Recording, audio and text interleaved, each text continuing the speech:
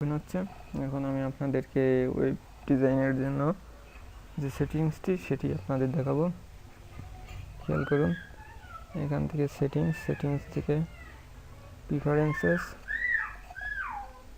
এখান থেকে auto completion, এখানে এই মার্কগুলো টিক দিয়ে দিবেন। হয়তো আপনার নোটপ্যাড প্লাস প্লাসে এগুলো টিক দিয়ে থাকবে না, এইগুলোতে আপনি টিক দিয়ে রাখবেন।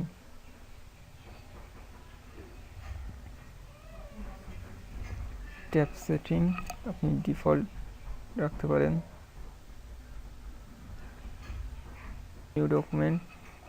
নিউ ডকুমেন্ট থেকে এটি নর্মাল টেক্সটে আছে, আপনি চাইলে এটিকে HTML ফরম্যাটে করে নিতে পারেন।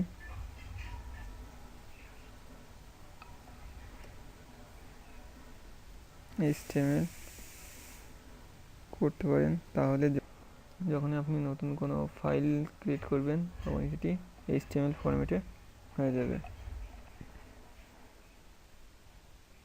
HTML ফরম্যাটে করার কিছু সুবিধা হচ্ছে, দেখুন, যখন আমি TML লিখছি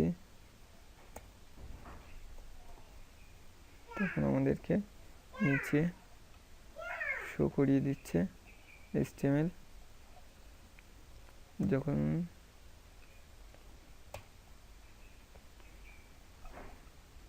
এবং আমাদের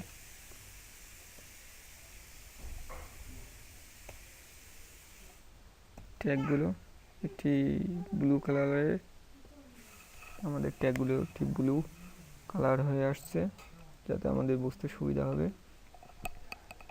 এগুলো আপনারা ওখান থেকে পেতে পারেন। সেটিংস থেকে প্রিফারেন্সেস, এখান থেকে ডিফল্ট ল্যাঙ্গুয়েজ HTML করে রাখবেন। আর অটো কমপ্লিশন থেকে এইগুলোতে টিক দিয়ে রাখবেন।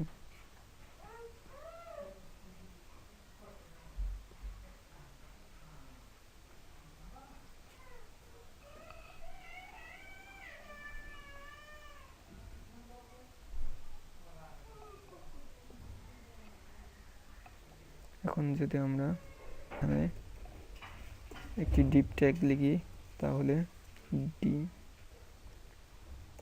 জাস্ট আমি এখানে দিলে আমার অটোমেটিকলি এই ডিপ ট্যাগটি ক্লোজ হয়ে আসছে। ধন্যবাদ সকলকে।